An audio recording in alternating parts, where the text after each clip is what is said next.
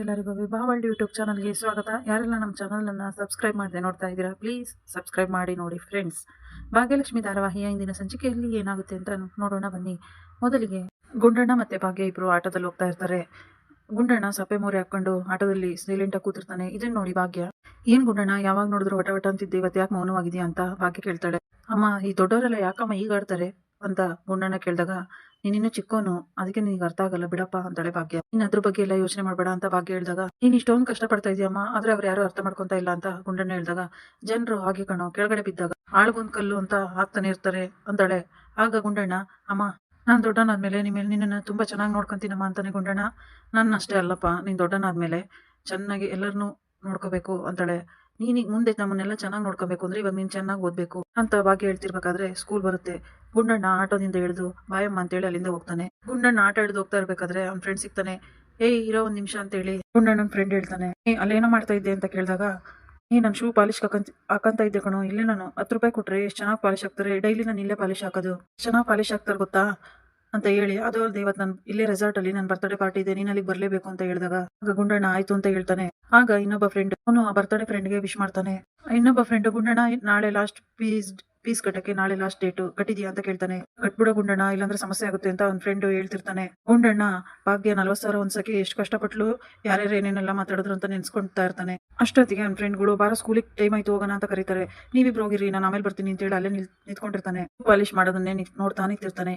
ಈ ಕಡೆ ಭಾಗ್ಯ ದೇವಸ್ಥಾನಕ್ಕೆ ಬಂದ್ಬಿಟ್ಟು, ನೆನ್ನೆ ನನಗೆ ನೀವು ತುಂಬಾ ಸಹಾಯ ಮಾಡಿದ್ರಿ, ಅದೇ ತರ ಇಲ್ಲಿ ಇನ್ನೇನಾದ್ರೂ ಕೆಲಸ ಸಿಗ್ಬೋದಾ ಅಂತ ಕೇಳಿದಾಗ, ಇಲ್ಲಮ್ಮ ಆ ತರ ಎಲ್ಲ ಸಿಗಲ್ಲ, ಯಾರಾದ್ರೂ ಬಂದ್ರೆ ಫಂಕ್ಷನ್ ಇದ್ರೆ ಊಟದ ಏರ್ಪಾಡಿರುತ್ತೆ, ಇಲ್ಲ ಅಂದ್ರೆ ಇರೋದಿಲ್ಲ ಅಂತ ಹೇಳ್ತಾರೆ ಪುರೋಹಿತರು. ಹೌದಾ, ನೆನ್ನೆ ಬಂದಿರಲ್ಲ, ಅವ್ರ ಫೋನ್ ನಂಬರ್ ಸಿಗ್ಬೋದು ಅಂತ ಭಾಗ್ಯ ಕೇಳಿದಾಗ ಪುರೋಹಿತರು ಇದೆಯಮ್ಮ ಅಂತ ಅವ್ರ ನಂಬರ್ ಕೊಡ್ತಾರೆ. ಭಾಗ್ಯ ಅವ್ರಿಗೆ ಫೋನ್ ಮಾಡಿದಾಗ, ಏನಮ್ಮ ನೀನ್ ಈ ತರ ಕೇಳ್ತಾ ಇದೀಯಾ, ನಾನೇ ಅಡುಗೆ ಕಾಂಟ್ರಾಕ್ಟ್ರಾ, ನಾನು ಯಾರಿಗೂ ಕಾಂಟ್ಯಾಕ್ಟ್ ಕೊಟ್ಟಿದ್ದೆ, ಅವ್ರು ಮಿಸ್ ಆಯ್ತು ಅಂತ ನಿನಗೆ ಹೇಳ್ದೆ, ನನ್ನ ಹತ್ರನೇ ಅಡುಗೆ ಕಾಂಟ್ರಾಕ್ಟ್ ಬಗ್ಗೆ ಕೇಳ್ತೀಯಾ, ಇಡಮ್ಮ ಫೋನ್ ಅಂತ ತಲೆ ತಿನ್ಬೇಡ. ಅವರು ಬೈತಾರೆ.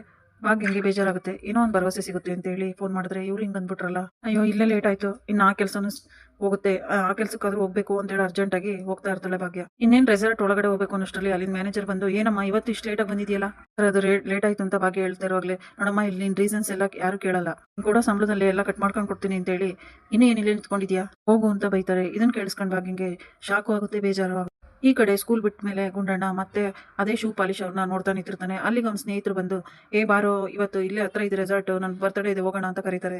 ನಾನು ಸ್ವಲ್ಪ ಹೊತ್ತು ಬಿಟ್ಟು ಬರ್ತೀನಿ, ನೀವು ಹೋಗಿರೋ ಅಂತ ಹೇಳಿದಾಗ, ಇಲ್ಲ ಈಗಲೇ ಬಾ ಹೋಗೋಣ ಅಂತ ಗುಂಡಣ್ಣನ ಕರೀತಾರೆ. ಗುಂಡಣ್ಣನು ಸಹ ರೆಸಾರ್ಟ್ ಬರ್ತಾನೆ. ರೆಸಾರ್ಟ್ ಅಲ್ಲಿ ಭಾಗ್ಯ ಜೋಕರ್ ವೇಷ ಹಾಕೊಂಡು ಮಕ್ಕಳನ್ನ, ಅಲ್ಲಿ ಬಂದಿರೋ ಮಕ್ಕಳನ್ನೆಲ್ಲ ನಗಿಸ್ತಾ ಇರ್ತಾಳೆ. ಅವಳಿಗೆ ಜೋರ ಕೆಮ್ಮು ಬಂದ್ಬಿಡುತ್ತೆ. ನೀರ್ ಕುಡಿಯಕ್ಕೆ ಅಂತ ಈ ಕಡೆ ಸೈಡಿಗೆ ಬರ್ತಾಳೆ. ನೀರ್ ಕುಡಿಯಕ್ಕೆ ಅಂತ ಭಾಗ್ಯ ಬಂದು ನೀರ್ ಕುಡಿಯಕ್ಕೆ ಅಂತ ತಗೋತಾ ಇರ್ಬೇಕಾದ್ರೆ ಅಲ್ಲಿಗೆ ಮ್ಯಾನೇಜರ್ ಬಂದು, ಏನಮ್ಮ ಏನ್ ಮಾಡ್ತಾ ಇದೀಯ ನೀನ್ ಇಲ್ಲಿ ಅಂದಾಗ, ಸರ್ ಸ್ವಲ್ಪ ನೀರ್ ಕುಡಿಯೋಣ ಅಂತ ಬಂದೆ. ಏನಾದ್ರೂ ಕೇಳೋಕೆ ಬಂದ್ರೆ ಎಲ್ಲದಕ್ಕೂ ಒಂದು ಕಾರಣ ಇಟ್ಟಿರ್ತೀಯಲ್ಲಮ್ಮ, ನೀನು ಎಲ್ಲದಕ್ಕೂ ಕಾರಣ ಕೊಡ್ತಾನೆ ಇರ್ತೀಯ, ನೀನ್ ಇದಕ್ಕೆ ನಮ್ಮ ಬಂದಿರೋದಿಲ್ಲಿಗೆ, ಹೋಗು ಕೆಲಸ ನೋಡು ಅಂತ ಮ್ಯಾನೇಜರ್ ಬೈದಾಗ, ಸರಿ ಆಯ್ತು ಅಂತೇಳಿ ಇದನ್ನೆಲ್ಲ ನೋಡ್ತಿದ್ದ ಗುಂಡಣ್ಣ, ಏನು ಭಾಗ್ಯ ಅಂತ ಕರಿತಾ ಇದ್ದಾರೆ, ನಮ್ಮ ಅಮ್ಮನ ವಾಯ್ಸ್ ತರನೇ ಇದೆಯಲ್ಲ ಅಂತ ಹೇಳಿ ಸ್ವಲ್ಪ ಮುಂದೆ ಹೋಗಿ ನೋಡಿ, ಅಯ್ಯೋ ಇದು ನಮ್ಮ ಅಮ್ಮನೆ, 100% ನಮ್ಮ ಅಮ್ಮನೆ. ಗುಂಡಣ್ಣ ಅಳಕ್ ಶುರು ಮಾಡ್ತಾನೆ.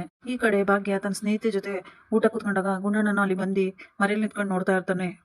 ಭಾಗ್ಯನ್ ಫ್ರೆಂಡ್, ಭಾಗ್ಯ ಅವರೇ, ಅಷ್ಟು ದೊಡ್ಡ ಹೋಟ್ಲಲ್ಲಿ ನೀವು ಶೆಫ್ ಆಗಿದ್ರಿ, ಆದ್ರೂ ಇಷ್ಟು ಚಿಕ್ಕ ಕೆಲಸನ ಮಾಡ್ತಾ ಇದ್ದೀರಲ್ಲ, ಇಲ್ಲಿ ಏನು ಅನಿಸ್ತಿಲ್ವಾ ಅಂತ ಕೇಳಿದಾಗ, ನನಗೇನು ಅನಿಸ್ಬೇಕು, ಆ ತರ ಚಿಕ್ಕ ಕೆಲಸ ಅಂತ ಏನು ಇರೋದಿಲ್ಲ ಕೆಲಸದಲ್ಲಿ ಅಂತ ಭಾಗ್ಯ ಹೇಳ್ತಾಳೆ. ಆದ್ರೂ ನೀವು ಅಷ್ಟು ದೊಡ್ಡ ಹೋಟ್ಲಲ್ಲಿ ಕೆಲಸ ಮಾಡಿ ಈ ತರ ಕೆಲಸ ಹೇಗ್ ಮಾಡ್ತಾ ಇದ್ದೀರಾ ಅಂತ ಹುಡುಗಿ ಕೇಳ್ತಾಳೆ.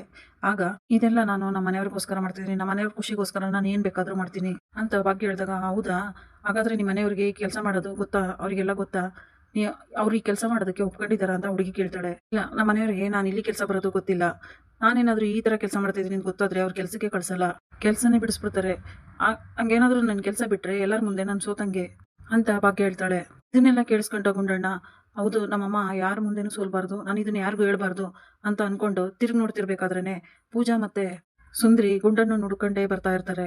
ಅಯ್ಯೋ, ಚಿಕ್ಕಿ ಮತ್ತೆ ಸುಂದ್ರಿ ಇಬ್ರು ಬರ್ತಾ ಇದಾರಲ್ಲ, ಅವರು ನಮ್ಮಮ್ಮನ ಯಾವುದೇ ಕಾರಣಕ್ಕೂ ನೋಡ್ಬಾರ್ದು ಅಂತೇಳಿ ಗುಂಡಣ್ಣನೇ ಚಿಕ್ಕಿ ಅಂತ ಓಡೋಯ್ತಾನೆ. ತರ್ಲೆ, ಇಲ್ಲಿಗೆ ಬರ್ತೀನಿ ಅಂತ ಮನೇಲಿ ಒಂದು ಮಾತು ಬರ್ಬಾರ್ದ ನೀನು ಅಂದಾಗ, ಅಯ್ಯೋ ಏನೋ ಮಿಸ್ ಆಗಿ ಬಂದ್ಬಿಟ್ಟೆ,